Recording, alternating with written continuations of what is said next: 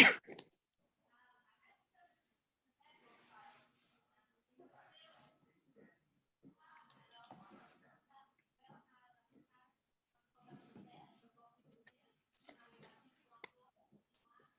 everybody, welcome to Tuesdays with Terry, Real Estate Talk. Tonight, our guest is Lee Gorodetsky. I'm not sure I pronounced the name right. Not too bad. I apologize for that. I'm just going to ask Lee to. I've done business with Lee's old firm that he started for many years, and I'm just going to let Lee introduce himself, and then we're going to get into it. I have a couple questions to ask him that I think are kind of relevant. So, Lee, why don't you tell us a little bit about yourself and how you got started in this business, where you're at now? Oh, perfect. No, I will. Absolutely. Thank you so much for having me on, and hello to everyone out there. And hopefully you can ask some questions or get a hold of us. And you see on the screen share, I do have up my information, and we'll talk about some of that. But I've been in this business for pretty close to 35 years now. I came to Florida in 1986 near the end of the year and started in the business. So I've done everything in the insurance business, from working at Prudential Insurance for 9+ years, Money Life Insurance. And while I was working at Prudential after Hurricane Andrew, I started my own company called L&S Insurance. It started after and because of Hurricane Andrew. And then 4.5 years ago, I sold that business to another agency. After having it for 24 years, I worked for that company for almost 2 years. And then after leaving them, I decided to go ahead and work with another partner, and we partnered up and started up U.S. Assurance. So U.S. Assurance now, I've been running it since about a year ago. It's a great situation for us. We are a We Insure franchise now. So We Insure is a big franchise in Florida, and we have access to hundreds of insurance companies available for all types of insurance. And we do everything from not only home insurance and all the byproducts of flood and condo and renters and landlord policies, the whole deal, but we do car insurance, business insurance, life insurance, mortgage protection, long-term care. So I've got a full staff that helps me do everything. I kind of work and coordinate everything and pass it off to my agents and staff that do the other part of the work. And our turnaround time on business right now is same day. If stuff is giving to us in the morning, we can turn around quotes the next day. Problem we're having now in South Florida, as most realtors know, is a limited number of carriers that are available in South Florida. And that's been a problem right now, big problem. Yeah, we can talk about that. I wanted to start with this though, if we could. A lot of home buyers, especially in this climate now, are in the bidding wars that are going on, are pretty tapped out by the time they get the contract, and they will contact an insurance provider and be provided with hopefully a list of several companies that they can choose from with various different prices. And a popular question is, which one should I choose? And they end up going with the cheapest policy. Right. And that's what people do. And anyone out there listening, you can admit it. It's okay. When you go shopping for insurance, you do choose the cheapest policy. We've all done it. It's just not the smartest thing to do, because when you have a claim, that's not the policy you're going to want. You're going to want the one that's going to pay the bills.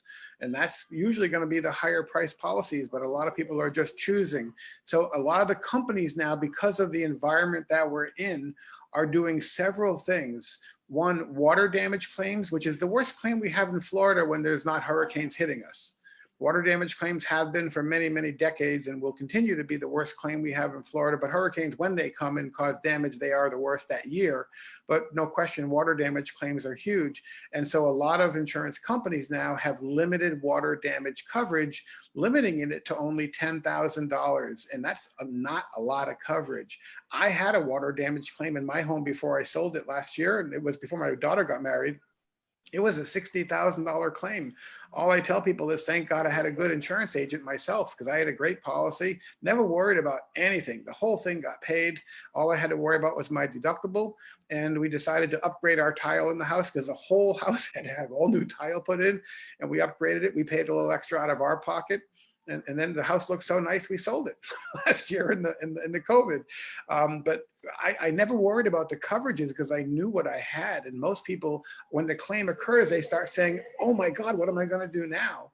And that's too late. You can't worry about it. So at that point, you have to just go with the flow. So water damage claims are big. People are taking the big hurricane deductibles now of 5%, not really understanding what it means. If your home is insured for $300,000. 5% is a $15,000 deductible. If you have 14,000 in claims, you aren't going to receive a nickel. And most people don't have that money to pay for that. Some people do, of course, and that's great. But those that don't need to really be careful with these situations. It's going to continue to get worse. And then on top of that, the home insurance rates are just getting out of control. Single family homes in South Florida, pretty much $400 to $500 a month is what people should be estimating for escrow for home insurance. That's a minimum for single family homes. Condos is obviously much lower.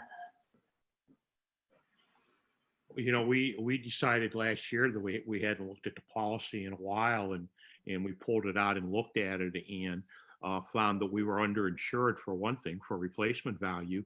And also we found out when we had hurricane damage that the deductible was very high. So we decided to pay a little bit extra to bring the deductible down.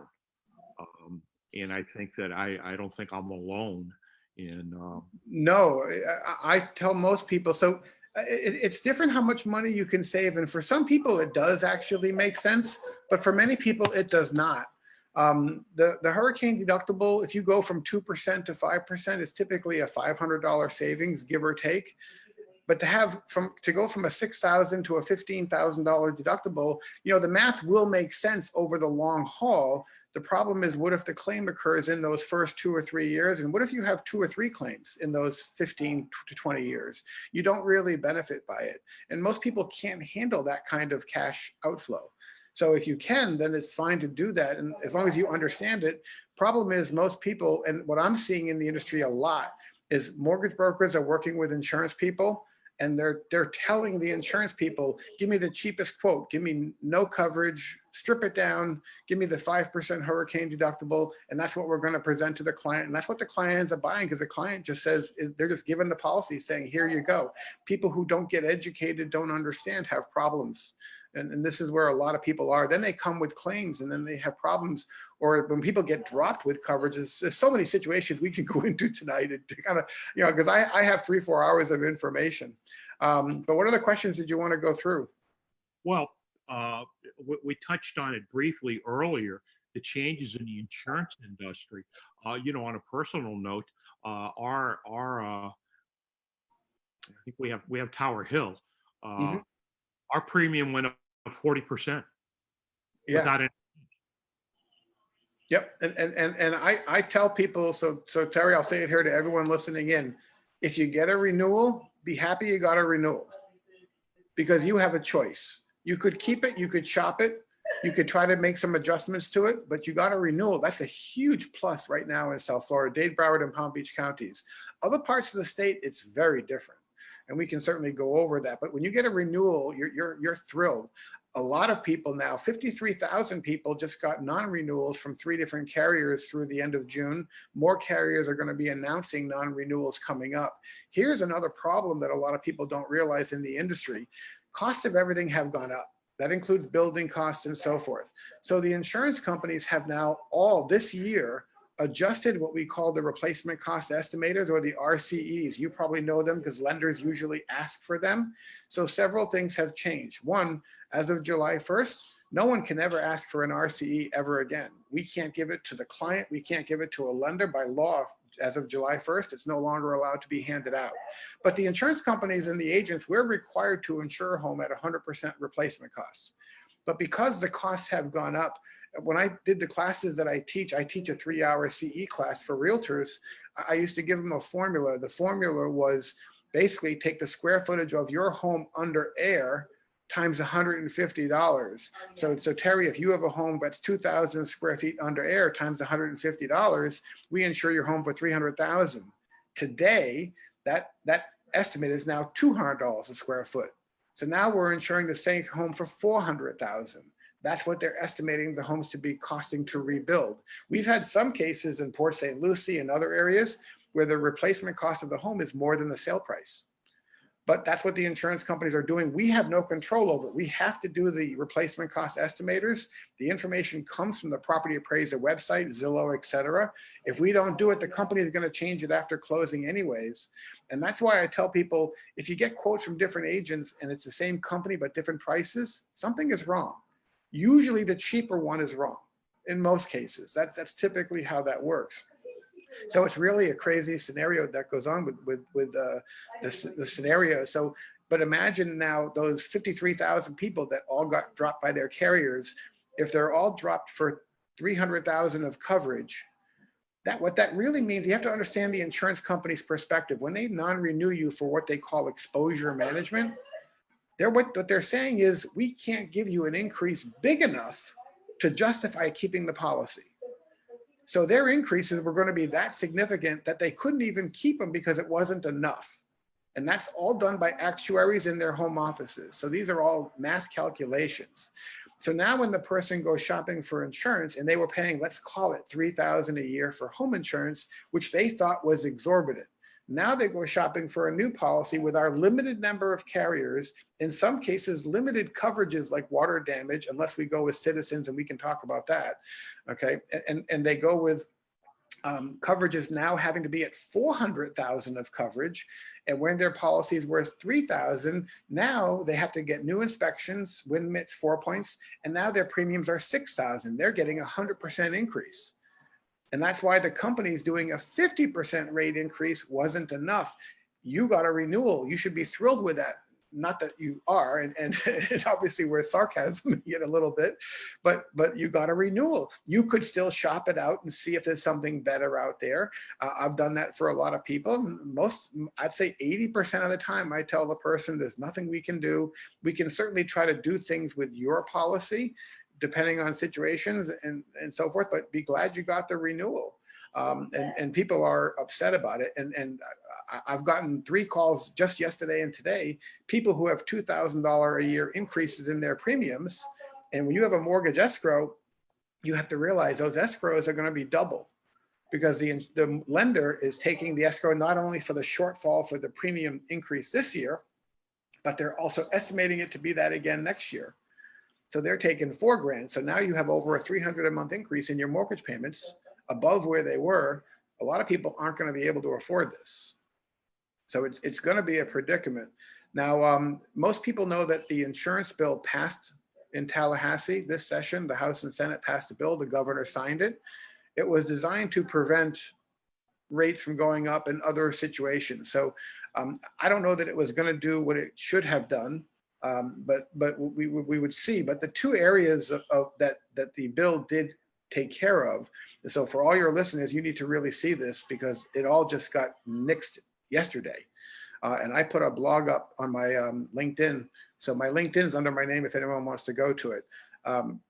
Basically, the insurance bill that passed, the 2 areas that they were really focusing on were the lawyers getting paid way too much money. They call it multiples.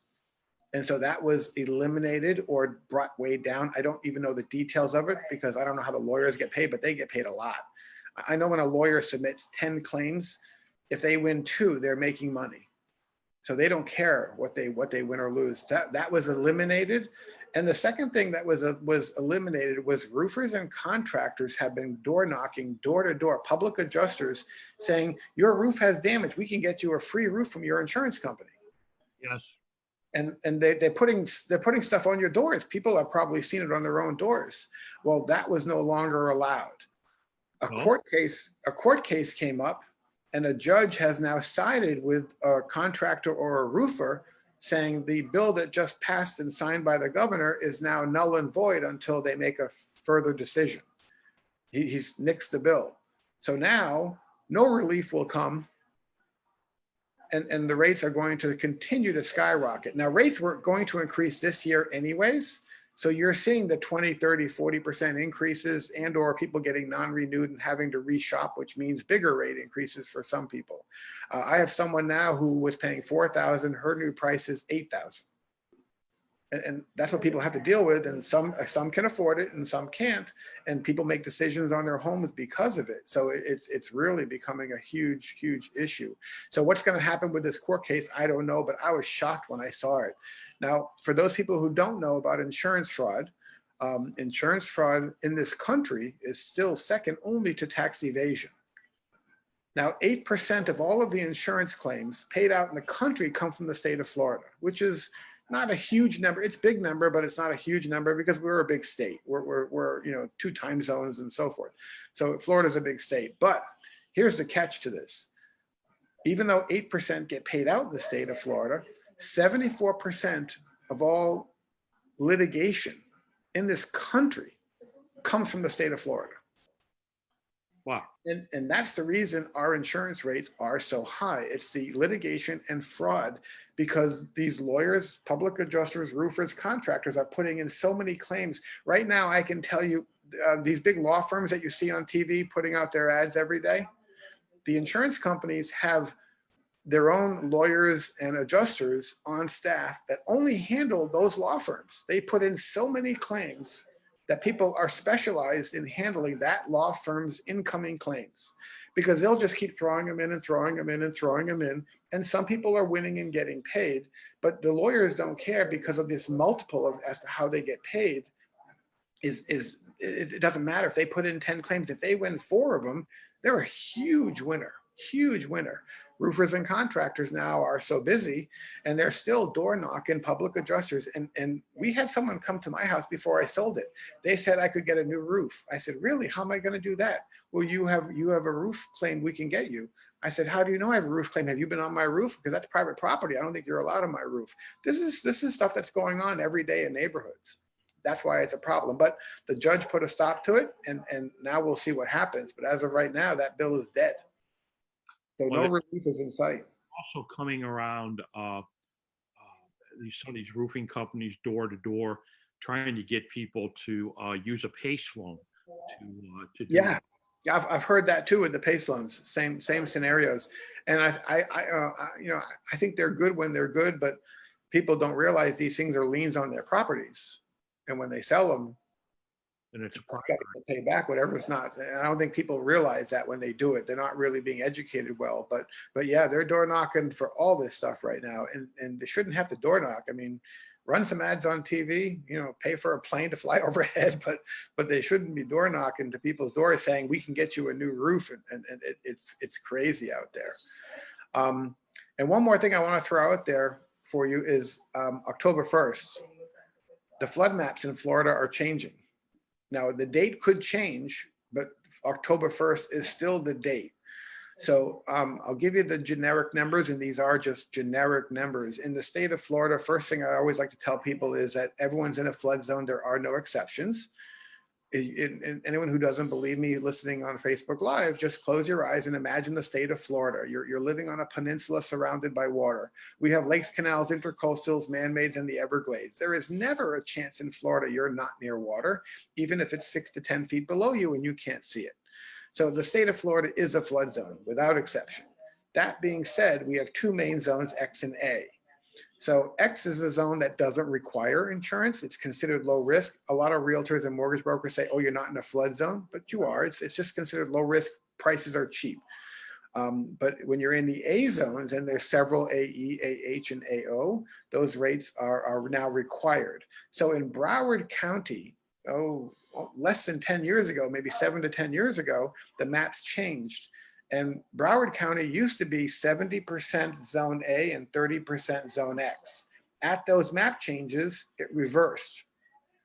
And it became 30% zone A and 70% zone X. Everyone fought to get rid of their flood insurance. And people dropped their policies and dropped their policies and dropped their policies because they no longer had to have it, or they were told that they weren't in a flood zone anymore. Either way, that's going to change in this new map change. It's going to go back the other way. So tens of thousands of homes in Broward County are going to now be required to get flood insurance after October 1st. We don't know who they are, but we know it's probably the people who used to have it, it was gifted away for a little bit, and now it's coming back. But we don't know the exact number. We've just been told and hinted by FEMA people that we do our classes with that that's what's happening. Now, Dade and Palm Beach are still 70% zone A and 30% zone X, and that's just real rough numbers. That's not exact. Those are supposed to continue to increase, meaning Palm Beach and Dade is going to go more zone A and still less zone X. If you look on the news all the time during rainy season and hurricane season, you always see, I mean, I saw something yesterday and the day before, floods in Miami, water coming in just from the rainstorms that hit yesterday and the day before. So it's going to get it. Now, here's the other part of that. According to FEMA, the flood rates needed to be increased 384% to be fiscally sound. Well, obviously that's probably not going to happen. We don't know what the rates are, but I've been telling people, you better plan for about 100% increase in premium on flood. So the average flood zone right now, the rates are between 500 to 900 a year. Those will probably double when the maps do officially change, if October 1st holds, or maybe they push it to next year, but eventually it will happen. What a lot of people can do, if they're smart enough to listen, is call now and get the Zone X flood policy right now. You can get it. It has a 30-day waiting period, and the price is $572 per year, maximum premium. It can be lower, but that's the maximum premium. So here's how this works, because if the flood maps change, there is what's called the grandfather clause. And if you've heard of that, the grandfather clause applies to flood insurance. So it applies in two different ways. So this way, if you buy a Zone X policy, let's say you're a Zone X and you buy a Zone X policy, October 1st, you're put into now an AO zone, and you're now going to have to get flood insurance. Well, you have a policy. So FEMA is going to say you can be grandfather claused in at the price that you paid, the $572, not the $1,000 to $1,500 price that's probably coming. Now your rates will increase over years, but only at about $50 to $100 a year. So it gets there gradually over time. That's the grandfather clause. Another part of it that everyone really should be aware of is when their clients are buying a home after the maps do change. The people who are selling the home, if they have flood insurance, you can take over their policy. You don't have to buy a new one. That's the only, you can't do it with home insurance, car insurance, but flood insurance you can, because flood is flood is flood. It's the same price everywhere you go. So a person like you selling your home to me, you have a $650 flood premium. Mine would be $1,500. I can assume your policy and pay your $650 and just transfer it into my name the date of the closing. And that can be done probably 90% of the time. So realtors need to get educated on this stuff to help their clients out, because the cheaper the insurance is, the more house they can afford. And that's really the reality of it. And our job is to always get our clients to closing as best as we can. And we do things that we don't love to do, but it makes our life miserable because we don't make the big commissions on these things. If someone may be paying $6,000 for insurance, but we're only getting gross to our agency $600. Realtors and lenders and title companies get a lot more money than that. And we work hard for that. But we get a residual commission every year. So it's obviously with us, it's a book of business. But these things really, I mean, it has such an impact. So we've done things for people like get them one policy to go to closing, and then a month after the closing, change their policy to the policy that they want. So sometimes their debt to income ratios don't qualify. So we can do things sometimes to get in there, but we have to have the conversation with the clients. Problem I'm seeing in the industry is that's happening to a lot of people, but they don't know it. And it's just being handled for them. So the lenders or whoever's handling it is saying, oh yeah, we'll get the insurance for you. You'll be all set. You'll have full coverage. And that's problematic in our industry. We actually just turned in a brokerage operation, or people that worked in a brokerage operation, mortgage brokerage operation, because they were doing it. And they burned 3 clients so far that we're aware of. Yeah. And it was a realtor that we work with. So it was tough for the clients. I prefer that the buyer be communicating directly with the insurer, the agency. I don't want to be the middleman in there. No, the realtor should be the quarterback. The realtor should say, this is who you should go to. This is who you can talk to. This is who you can trust. This is whatever. And if you want to give them two people, give them two people if you want to feel better about it. But the reality still boils down right now in the environment we're in South Florida. There's only 10 or 12 companies doing business in South Florida. Of the 70 plus companies in the state, there's only 10 to 12 doing business in Dade, Broward, and Palm Beach. And when I say 10 to 12, that's Palm Beach. Broward is a couple less, and Dade is a couple less. Wow. Fewer and fewer companies, and the rates are dramatic. So I gave you a number before for home insurance, single family homes, average price for, your lenders do these DTIs and good faith estimates and so forth. They need to be estimating 400 to 500 for home insurance. That's Palm Beach. Broward, probably 500 plus, and Dade, 600 plus. Wow. Obviously, new construction is going to be cheaper. So when you're dealing with new, but most people are coming in buying homes built in the 70s, 80s, and 90s.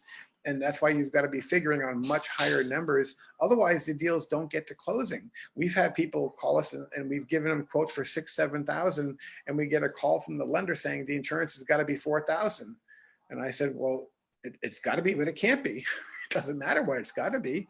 And they want us to work some magic to get it to closing, but some things just can't be done.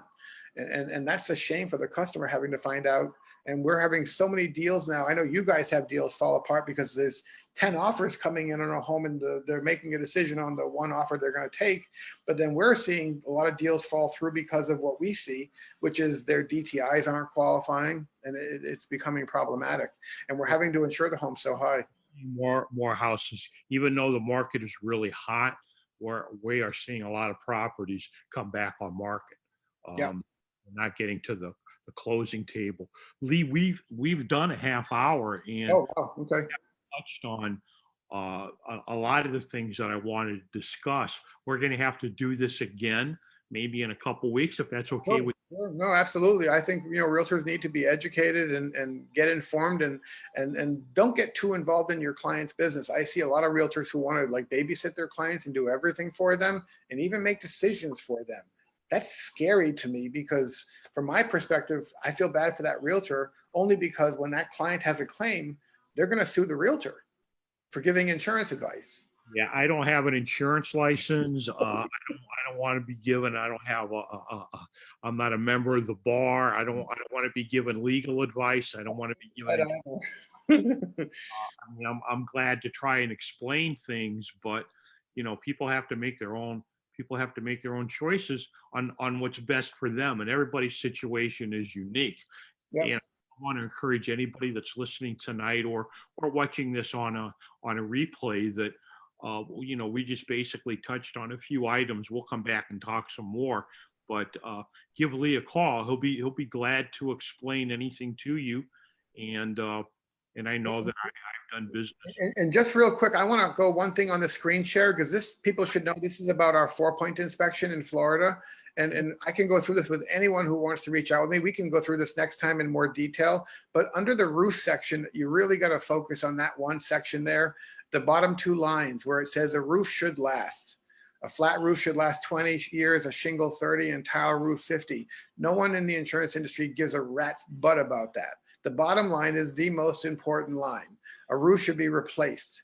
Flat roofs every 10 years in South Florida. Shingle roofs 15 years. Tile roofs, it says 30, but the insurance industry is leaning now to 25 years. They want you, the homeowner, to take care of your own home and replace your own roof. I got a referral that came in from Marco Island today. They have a 29-year-old home with a 29-year-old roof that has 1 year of life, and they're looking to get insurance. And I said, you're not going to get insurance, period, end of story. No one's touching your insurance with that inspection. You're going to have to replace the roof or somehow make it say it's going to last more than 3 to 4 years. And that's what's required. And so these are problems in this industry. And I teach a lot of HUD first-time homebuyer classes. I do them mostly on Saturdays, sometimes at night, like this. And I give first-time homebuyers a 30 to 45-minute lesson. I teach them this. And so I'll say it to everyone listening here, the realtors. I tell everyone, do you really want to go see a house that has an 18-year-old shingle roof? Because even if it's in good condition, even if it has life expectancy to get insurance, someone's going to replace the roof. So you better be budgeting for a new roof right away, or you're making a mistake even looking at the house. And this is where realtors and buyers need to have these conversations about things like this, because it's such a hot market. You want to just kind of get a house, but then you get in the house and then you realize you have $50,000, $60,000 of things you've got to do in the home. And that's a lot of money for a lot of people. And some people know what they're doing and can do it, and most can't. Our roof could be $25,000-$30,000. Oh, yeah, no question. No question. All And I have right, several of my clients working on that. So yeah, we'll set up another time, whatever next Tuesday works, or a couple of weeks down the road, and happy to do that. And anyone, if you do want to reach out to me and let's have a conversation. Absolutely. sounds good. It went fast tonight, Lee. I Yeah. appreciate you being on with us, and we'll talk again soon, and we'll figure out another date to. We're going to need a couple dates to get through some of these things, but Yeah, yeah, no problem. We can do that. That's easy to set up. And to me, the more people that get educated, the better our industry is going to be working together, because that's so important right now. sounds good. Thanks everybody for Thank you tuning so in. much. Viewers watching this later, and have a good rest of your night. And thanks again, Lee. Thank you.